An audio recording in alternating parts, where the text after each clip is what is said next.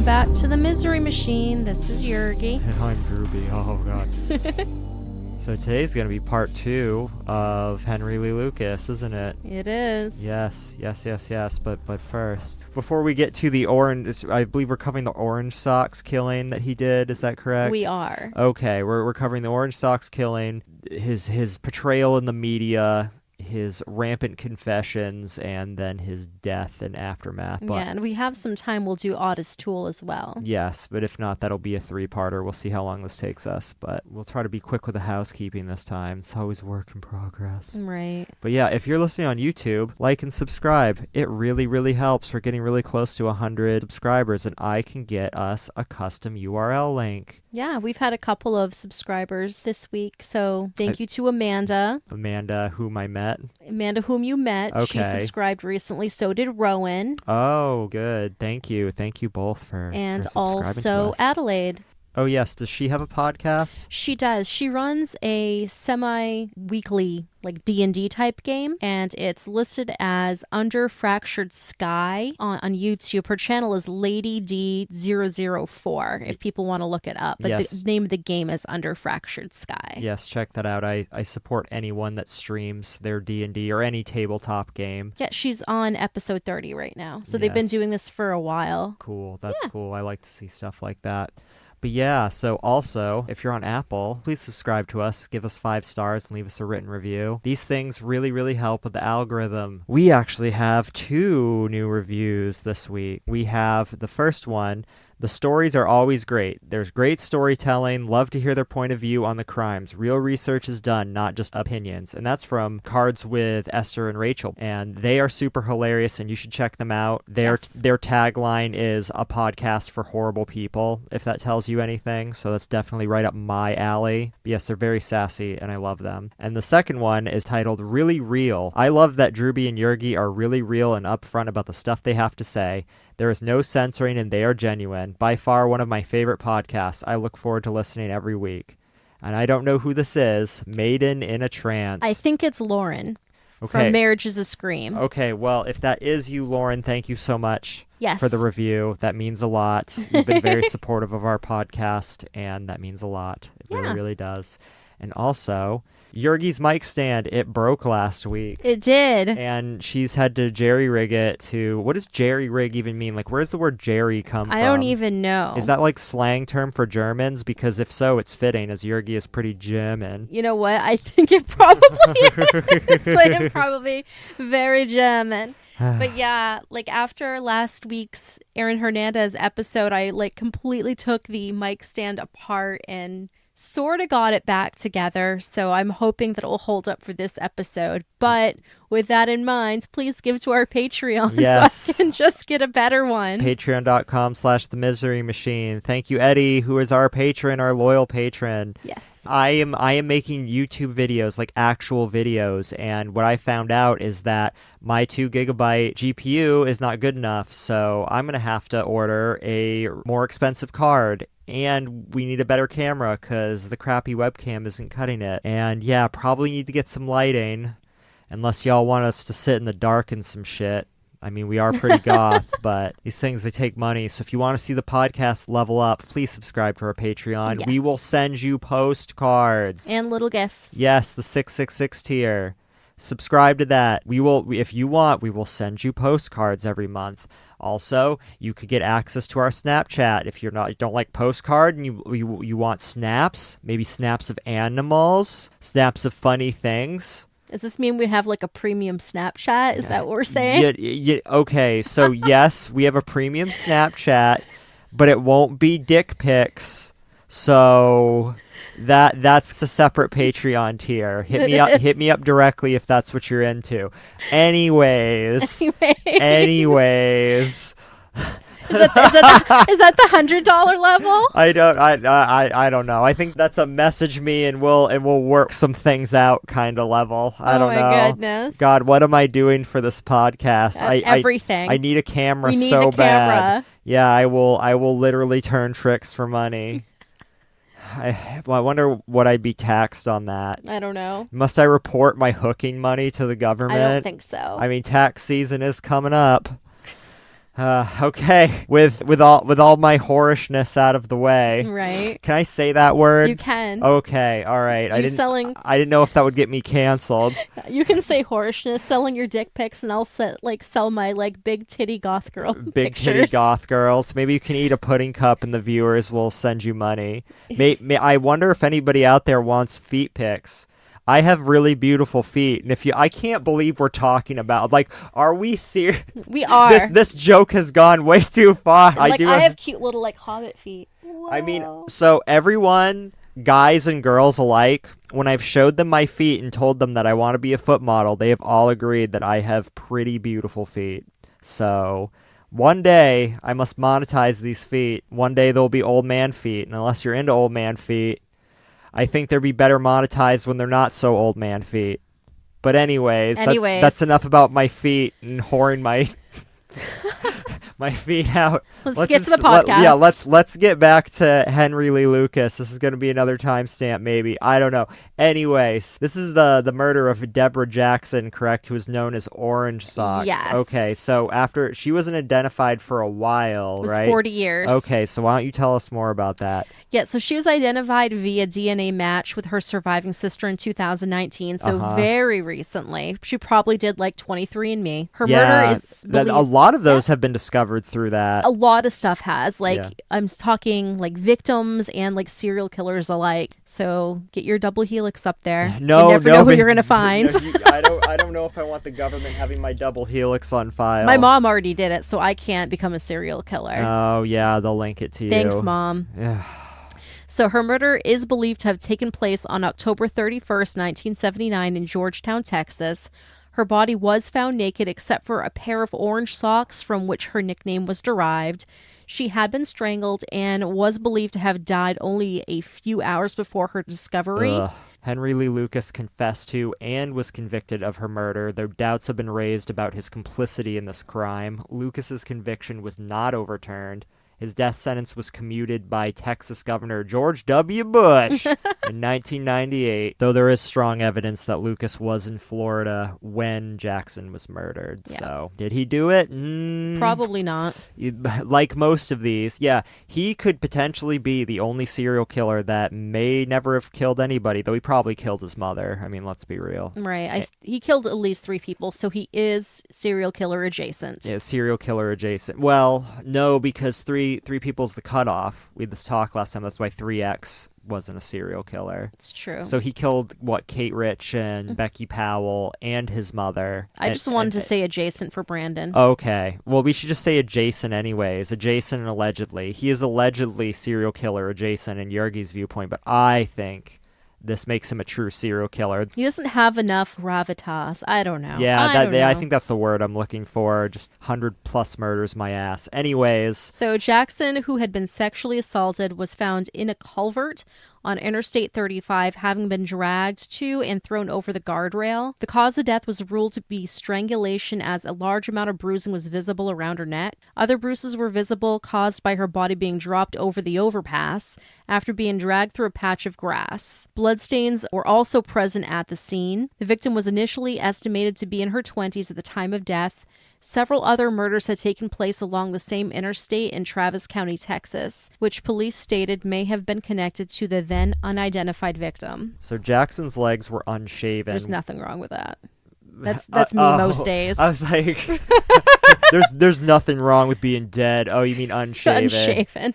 I love all these women that give lip service. Yeah, you should leave your legs unshaven, but they just don't do it. Be about the shit you talk, man. I don't know. Like, I'm very flexible with that. Flexible. Like, I like to be shaven, body but then hair flexible. I'm body hair flexible, but then I just like go for a couple weeks and, give no fucks. I think that's winter in Maine for a lot of people. This is true, yeah. I don't know though, but anyways, I never shave my legs. It might be enjoyable, but you know what? I just can't be fucking hassled. It is a hassle, and that's why I go a week or two sometimes. And despite looking rather twinkish, I actually never shave my facial hair down to the skin. It's always a close shave, because every time I have shaved my face with an actual razor and not a sideburn trimmer, my face always breaks out. But people say the scruff works, so I'll stick with it. So does that make me twink adjacent if I have a little bit of facial hair? I think so. Does it? Are you an otter? No, otters have body hair. Yeah, that's true. I'm pretty sure otters have body hair, so I don't know. I think they're a little more beefy. Somebody in the community want to learn me on this? What is Drewby? What would Drewby be? Contact us and tell me if Drewby's a twink or not. Anyway, okay, so Jackson's legs were unshaven with large numbers of insect bites. She had very long toenails. Her fingernails were painted, and a hairline scar was observed beneath the chin. So that must have been there prior to her death. Well, prior to her assault, I should say. What's up with these toenails? What do you mean? I don't know. I'm victim blaming right now. Let's move on. It's like victim shaming. It's like the body hair, okay? If it's okay to leave your leg hair grown out, then why not your toenails? Because that's really gross. Yes, but you're walking around with socks and shoes most of the time. She had orange socks on. Exactly. So I don't see anything wrong with growing your toenails out. Because when it's sexy time, I don't want anybody scratching me. Okay, well, when it's sexy time, somebody's unshaven legs could scratch. Maybe. Depending on the severity of unshaven. Like if they're prickly, maybe they've been growing out for a couple weeks and they feel like razor blades. I don't know. I don't know. I don't know these things. So these you're gonna shame a victim who's currently dead. You're gonna be like, go girl on your unshaven legs, but be like, not them toenails. Not them toenails. No. You're not very inclusive, Yergy. I'm not. We're gonna get so many bad reviews because Yergy's a fucking asshole. We're making light of this. Oh, you guys are making jokes while talking about death. Well, this actually happened in 1979, so I bet people only get pissed when it's a recent murder. But anyways, so I'm really confused about this next part. The victim's earlobes were noted to be unique. Okay. Is she an elf? What is she? Well, I don't know. Maybe this requires a little more research. I mean, I've looked at pictures of her. I don't really know. Did you look at pictures of her earlobes specifically? I tried really hard. You tried really hard. I mean, were they ones that are connected? Like a Vulcan? Well, some people have more connected earlobes, and that's not considered a unique thing. Some people are like that. It's just somewhat uncommon. I have detached lobes. I remember reading in school that some people have attached lobes. Yeah, a lot of people do. I don't know what unique means in this case. I really don't. And her toes were noted to be longer than average. I mean, I'm starting to think that orange socks isn't human. Is it? Jesus. What? What? I think she's an elf. But anyway, despite her injuries, she had not broken a bone in her life. You looked at pictures. Did she look like an elf to you? No, not really. Okay, continue. I rest my case. So she had reportedly suffered from salpingitis. From contracting gonorrhea. So talk to me about this. Do not quote me on this, but I know what a salpingo-oophorectomy is, and that's a total hysterectomy where you get your ovaries and your fallopian tubes taken out. So if I remember correctly, the salpingo part of salpingo-oophorectomy refers to your fallopian tubes. But again, don't quote me on this. I'm not a gynecologist. So is this a inflammation of the fallopian tubes? That would be my guess, is that it's an inflammation of the fallopian tubes due to contracting gonorrhea. So that means in order to have salpingitis from contracting an STD, you have to have had that STD for a while and have it untreated. That would be, based on my knowledge of those things, my educated guess. So yes. That seems really uncomfortable. That is, but I don't know. We don't know much about her. I don't know if she was a drifter or something like that. They did say she was a drifter. Did they say she was a drifter? Yeah. Well, that would make sense regarding unshaven toenails. I think in the late 70s... Everybody was kind of a drifter. No, I just meant about body hair, what the standards were then. I think most people were shaving then. I don't know. They weren't shaving their bush. Well, no, because, you had to have that porn star bush that the 70s are known for, the stash. Is full bush back? I don't know if it's back. I don't even know what's in or what's out. I have no idea. But you know what I hated about the 70s is men with those like really tight curls in their hair and those big aviators, except they're not aviators, they're clear glasses, and it just makes them look like creepers or somebody. Oh, like a molester with those molester glasses? Yes. I believe Jean Lajoie calls them rapist glasses. Yes. He's a comedian. The other thing I don't like is the big old mustache. Like when I look at men from the 70s, none of them look attractive. And why did all the pictures look kind of red? I don't know. The way they exposed film back then beats me. Even older videos then that were shot on cheap cameras have this red yellowish tint to the film quality, I've noticed. Mm-hmm. So yeah, I don't know.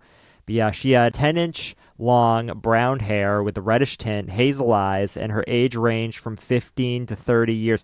That's a range. That's a pretty big range, and I just don't know how somebody could be like, yeah, she could be 15, but she could be 30. I'm pretty sure you can take a punch biopsy of someone's bone and figure out. But could they do that back then? I don't know, but I don't know. If we found me dead, I could be 36, which I am, but I could be 15. I look youngish sometimes. I just don't know why they'd say 15. 20 to 30, okay, I can kind of understand, but 15 to 30? Man, I guess everybody just looked old back then because they were growing out full fucking mustaches and shit and wearing rapist glasses. Then she was also approximately 5 feet 8 inches to 5 feet 10 inches tall and weighed between 140 and 160 pounds. See, these are more reasonable ranges. So I'm a little confused here. Why is there a range if they have her right there? You know how much somebody weighs and how tall they are. Maybe they were talking about how much she would have weighed when she was alive, because when you die, some of those things changes. The height is a little bit weirder. I would think that would be more of a 1-inch range would be more acceptable. But 140 to 160, I can see how that makes sense, why they would say that. Well, 2 of her teeth were missing, and the remainder were well maintained. Do they think that the teeth were knocked out? I would assume that.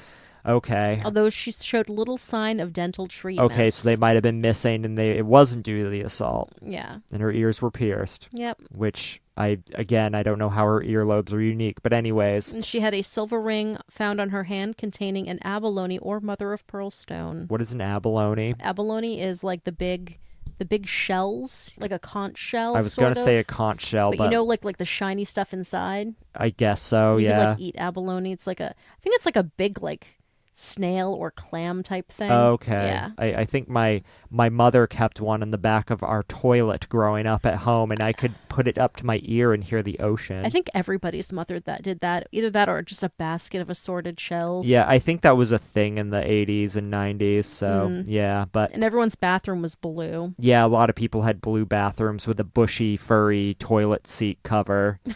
I don't know, man. Anyways, a towel was found mine wasn't. A towel was found. Ours was white.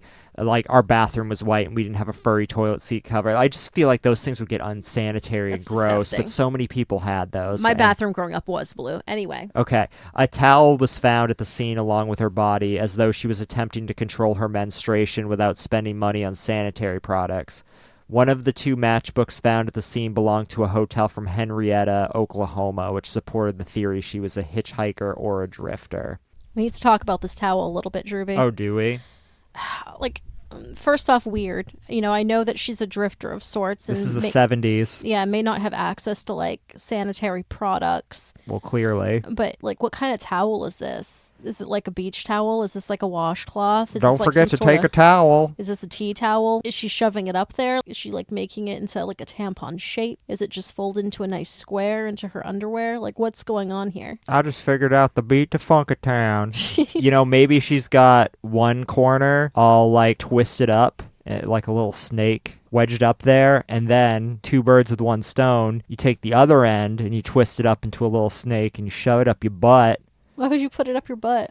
So you don't leak out both areas. You don't leak out both areas, though. Some people experience anal seepage. Not necessarily with menstruation, but just in general. You never know. You can't assume somebody's medical history, Yergy. I don't know. I'm just curious about this. So I used to play in this punk house in Portland, and a lot of the people who lived there were on trust funds, and they would play crust punk for a while, and then they would call their parents for money to pay rent. Well, they were too lazy to go out and get groceries, and instead of buying toilet paper, they all had a washcloth. I think there was 4 of them that lived there, but there was always people in and out. But they had a washcloth, and each corner of their washcloth was what each of them used to wipe with. So they had their own designated wiping corner on this washcloth. I have no words. Yeah, I have no words right now. I know like some people who like really, really are into like no waste have what they call family cloth. I haven't heard of this. Okay, so family cloth, you take like strips of flannel. It's usually flannel, I believe, and it has like Velcro on parts of it. So you basically tear off a piece to wipe with. And then there's usually some sort of laundry basket that's next to the toilets. And it all connects. You can roll it up like it's a roll of toilet paper. Uh-huh. And you put it in there and then just put it in your washing machine with some disinfectant and then put it back together in the roll so you never actually have to buy toilet paper. So, and then some people just have like rags and stuff and still call it like family cloth or whatever. I mean this that's like this one washcloth, at least have your own goddamn washcloth. And I mean, even still, if I wipe my ass with a washcloth, I don't know if I'd be like so jazzed about reusing it. I don't know, man. I guess I'd have to see one of these in action because I don't know. Maybe I'll look it up on Pinterest for you or something. something. Look like it up that. on Pinterest. Yeah, there's some stay-at-home mom boss who's making these from scratch and selling them on Etsy, along with her unicorn jewelry or something she made out of seashells. Oh, look at me. I have this colored sand in this bottle. I'm selling it on Etsy for $40. I got the supplies at Hobby Lobby. It took me all of $5 to make it.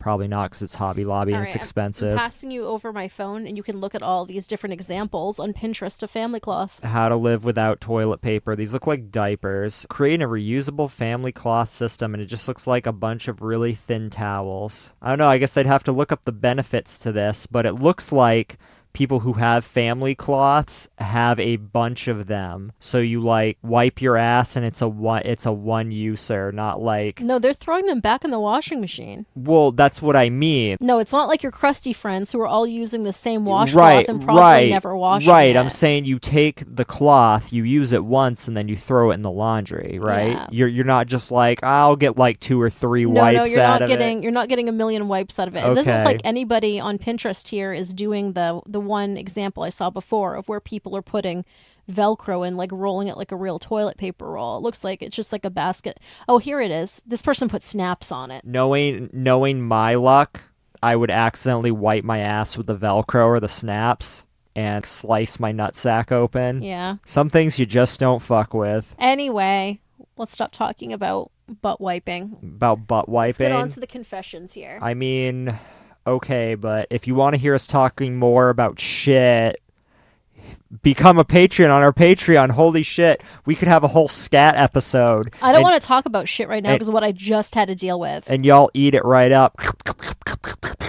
So I'm hungry for shit. Okay, all right. Well, you just tipped off the listeners that you just had to deal with shit. Yeah, I did. So why don't you tell them what happened real quickly? So my cat has been dealing with a UTI, and this is like a whole other like half an hour situation, so I'll give like the long story short type of thing real quickly. So after dealing with like a vet visit that should have been like $20, I've spent almost $300, and she's like on antibiotics right now, which thankfully she's good about taking, but this UTI has now turned into explosive diarrhea because she doesn't handle the amoxicillin well, and she's not going in the box. Thankfully I have a nice cat who's been doing this on tile.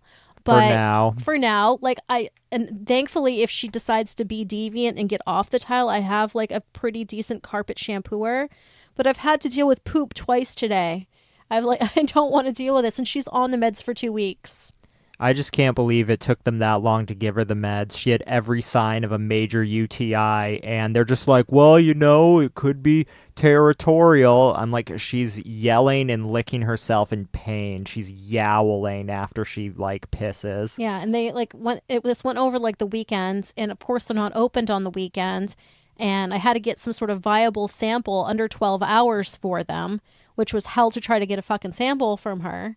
And yeah, so that's my cat story and dealing with shit today. I should have just like cut myself, pissed in a glass, bled into it, shook it up, put it into the sample, and then they would have given the medication. Yeah. You know how some people have to like give their friend's piss to pass a drug test? So you're like giving me your piss to like get amoxicillin for my cat? Absolutely. I would do that, but you know, all's well that ends well. I don't have to like get into blood and piss play. But anyway, that's a whole different episode. Flag yellow, water sports adjacent. Okay, so in 1982, serial killer Henry Lee Lucas confessed to her murder, although there was no physical evidence that he had been involved in the killing, sexual assault, or disposing of the body. In an interview, he stated he had picked her up in Oklahoma where they had sex. He asked her for sex again while he was driving, claimed that Debra said, "Not right now," and attempted to leave the car, at which point he killed and raped her corpse.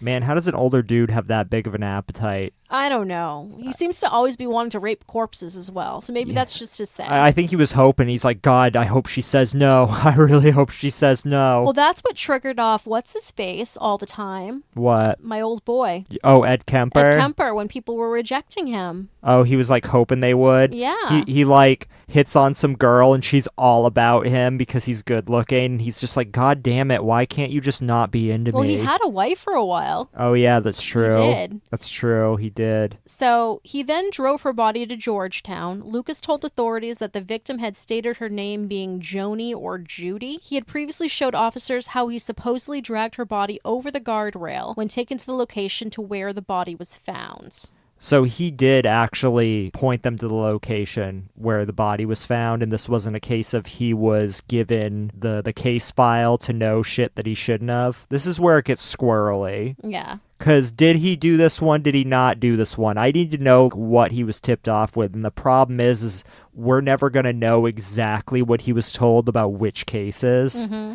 So I don't even know if he did this one. I don't think he did. But one report claims that at the time of Jackson's murder, Lucas was working in Florida, whereas the murder took place in Texas. Interrogators also stated that he had contradicted himself several times when confessing to the murder, and his defense also stated he was shown images of the crime scene before his interview. In order to have traveled to Oklahoma, to Texas, and back to Florida, it was estimated that he would have had to drive an average of 70 miles an hour without stopping, which many find unlikely, and I would say would be very unlikely too. Mm-hmm. I mean, you gotta piss eventually. I mean, Jesus Christ. Lucas later recanted the statement after his conviction in 1984, and by involvement of the state governor George W. Bush, his death sentence was reduced to life in prison, as Jackson's murder was the only case that resolved in his receiving the death penalty for some reason. Is this one the only one that resulted in him receiving the death penalty? Yes. Because the other ones like had no real hard evidence or were just obvious lies? Obvious lies, circumstantial stuff, and I think it was because he was working with them and they were just trying to close it off. Yeah, so I don't know why this one specifically. Yeah, that's what I don't get, Yeah. because this isn't the only alleged rape and murder or murder, rape. Right. So that's the only thing I don't get. But anyways, Lucas had a history of dubious confessions, as we already have established, but something that led to others to doubt his truthfulness were those confessions, as he confessed upwards of 3,000 murders. As I said earlier, I think last episode, he confessed to murders in Japan, Which he drove his car to. which he told a Japanese camera crew he drove his car to. Lucas recanted his confession, saying the only murder he had committed was that of his mother, Viola, which probably makes the most sense, though. Yeah. He hit her with a knife. Yeah, I just slapped her with the flat of the blade and her head came off. It's just funny how that happens, you know? In 2001, a missing woman's photograph surfaced that resembled Jackson, whose identity was then unknown. DNA testing, however, did not match, and another report suggests that the victim was a woman who had disappeared in the 1970s together with her abusive boyfriend. Former missing person Martha Morrison was speculated by some to possibly have been the unidentified woman, but she was eventually ruled out. Morrison's remains were identified in 2015 as a Jane Doe found in Washington State the same year she disappeared. Several other missing women were also excluded, and there's a subreddit. I have to ask one of my friends who's somewhat into this. There's subreddits that are hella into identifying missing persons cases and dead bodies that are Jane Doe, John Doe, and And these subreddit, I know a lot of people shit on Reddit, but these subreddit groups have identified so many bodies. You know, if that's your hobby, fucking more power to you. Yeah. So the Orange Socks case has been featured twice on America's Most Wanted since the murder took place. An anonymous woman called to the program on one occasion claiming she had seen Debra hitchhiking the day of the murder, but the lead had not generated any new information. On the 37th anniversary of her discovery, new reconstructions of Debra were released to the National Center for Missing and Exploited Children. The organization also entered her into their new database. In May 2018, law enforcement stated they plan on examining the victim's ring as well as run tests to identify the location of where the victim's socks were made. That's a little weird. Oh, like where they were produced? Right. Okay, yeah. So, a book of matches found near the body were traced to a hotel in Oklahoma, but couldn't identify anyone matching her description in their records. That'd be kind of like that long ago. Yeah. Oh, we've got this We've got this old log book from 1979 with handwritten entries, and we just happened to take down the physical features and description of all the guests. Everyone probably be dead by then. Probably. So by January 2019, it was announced that DNA from Jackson's socks contained the profiles of 2 more males. It is unknown if the evidence will ever be enough for further examination. The DNA was recovered from fingernail scrapings as well as pubic hair samples. So Orange Socks was identified with the aid of the DNA Doe project in August of 2019, in addition with that of a revised artistic rendering by forensic artist Natalie Murray, which caught the eye of Jackson's sister. The DNA Doe project identified a potential cousin of the victim through their research. Members of her family visually identified the victim based on her morgue photographs and unique physical characteristics. After Jackson's sister informed law enforcement of the resemblance, the organization processed a saliva-based DNA kit, which confirmed the 2 were related. Jackson was last seen around 1977 and had never been reported missing. Wow. Okay. Jeez, that must have been a falling out. I guess so. Further investigation revealed the victim was employed at the Ramada Inn and Vermont, an assisted living facility about a year prior to her death. The locations of these facilities were in Amarillo. Is it Amarillo or Amarillo? I think that the Americans would call it Amarillo, but Amarillo means like yellow in Spanish, so... Mamaria. And how do you say this one? Azle, Texas? I have no idea. Let's just go with Azle. AZLE, Texas, respectively. She also worked at RE West and CG Admiral PTR, a retail company. During the same year that she was murdered, that's where she worked. Yet the location is unknown at this time. I don't know why it would be. The Williamson County Sheriff reached out for potential witnesses to step forward in order to solve her murder. Many other details about her life remain unclear, but it is known she attended school locally and may have used the alias surnames Moon and Larned, Larned, in the years preceding her death. On March 12, 2001, at 11 p.m., Lucas was found dead in prison from heart failure at age 64. He is buried at Captain Joe Bird Cemetery in Huntsville, Texas. As of 2012, Lucas's grave is unmarked due to vandalism and theft. I wonder, once the case was closed on him, how he was treated in prison. Yeah. That's what I'm really wondering. I know he was getting all the fun perks and all that shit, but I wonder when he was officially cut off and went into general population and probably got the Jeffrey Dahmer treatment to an extent. To an extent. But like at that point, he was like an old man. You know, his fuckery was going on well into present day. Was it? To some degree. I thought they dropped him off in the 80s. I don't know. He was still doing some really strange stuff, which we're going to end up getting to. Okay. Yeah. Like the differing opinions. Yes. So Lucas's credibility was damaged by his lack of precision. He initially admitted to having killed 60 people, a number he raised to over 100 victims, which police accepted, and then to a figure of 3,000 that led him not to be taken seriously. I wonder why. Yeah, sometimes you bite off more than you can chew. He remained, however, publicized as America's most prolific murderer, despite denials such as flatly stating, "I am not a serial killer." I don't believe you are either. Nope, me neither. I think you're dumb and creative. It's how to lie your way into serial killer history and be named after a Marilyn Manson member. Yeah. Jesus. Some continue to believe he was responsible for a huge number of killings nonetheless. Eric W. Hickey cites an unnamed investigator who interviewed Lucas several times and concluded that Lucas had probably killed about 40 people. Well, such assertions were given little credence, as you know, with lawmen involved refusing to corroborate his claims. So you went from the ones that were trying to bury everything to people just kind of giving up on him. Yeah. So an experienced Texas Ranger whom Ryan's team allowed access to Lucas said that although it was obvious to him that Lucas often lied, there was an instance where he demonstrated guilty knowledge. And I quote, "I remember him trying to cop to one he didn't do. But there was another murder case where I'll kiss your butt if he didn't lead us right to the deer stand where the murder took place. Ain't no way he could have guessed that. And I damn sure didn't tell him. I think he did that one." Yeah, but they told him about so many other things. How do they know he didn't? How can we believe them? I don't believe them. They probably screwed up and probably did tell him about that. I mean, one. they have to cover themselves. I mean, they buried one of their own. Right. He did time in prison because he tried to blow the whistle on them. Yeah. Jesus. Supposedly other rangers had a similar experiences with Lucas. Oh, I'm sure they did. I think all the rangers at this point severely messed up and are trying to cover their tracks. I agree. DNA evidence has verified that Lucas did not kill 20 of supposed victims. A woman claiming to be Becky Powell, who was Lucas's girlfriend, who was one of his first confessed murders, turned out to be an adoring fan of Lucas. Yeah, so this was weird. I didn't get too far into this because, again, you can check all of this out if you want to get through the docu-series, but there was a woman who at this point would have been middle-aged, probably into her 40s and 50s, claimed that Becky Powell wasn't dead. She was Becky Powell. Oh, and my God. everybody took her seriously. His lawyer started championing her. She was going on all sorts of talk shows. And then it was found out that really it wasn't her. She was just some woman who was conspiring with Lucas while he was in jail to try to get him out. To what?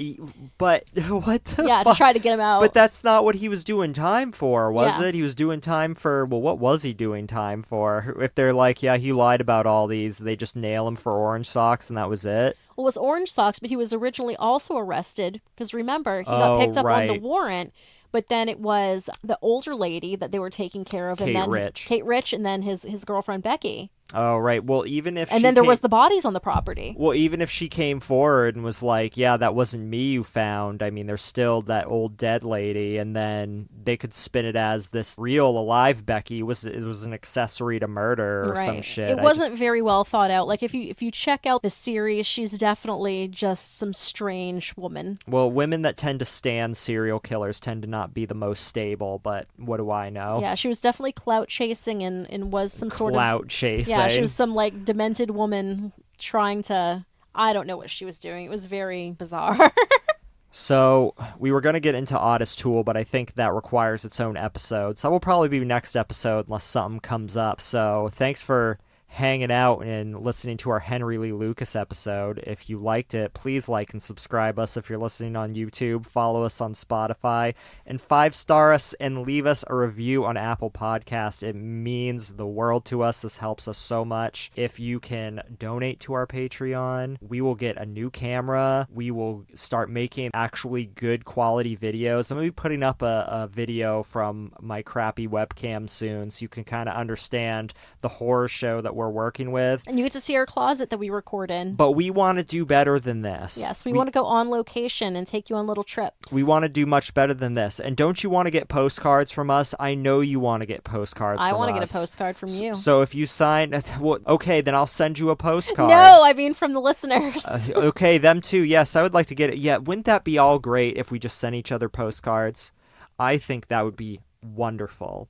Because this is something that we just don't do anymore. Do you want to make postcards great again? Do you want to revitalize that? I do. I do too. And if for some reason you're not into that, well... You can snap with us. We will give you our Snapchats. And all it's going to be is the 666 Patreon level. I believe that's the one it is. So it is. Go over there and be our patron. There's so many secret episodes up. There's what do you have, 14 or 15 episodes up there? It's something ridiculous. Yeah. There's quite a few. It's some ridiculous number, and I'm telling Yergy to not put so many up, but she's already put so many up, and you get access to all of them. Do you have any others? No, that's all I got. That's all you have? Okay, well, Yeah. then until next week. All right. Bye. Bye.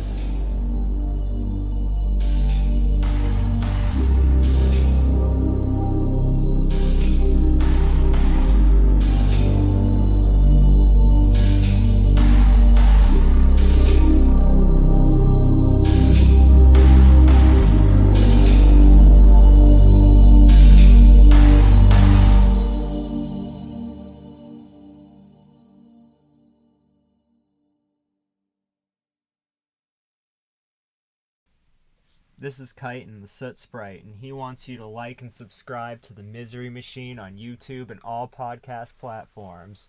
Follow the Misery Machine. Follow the Misery Machine.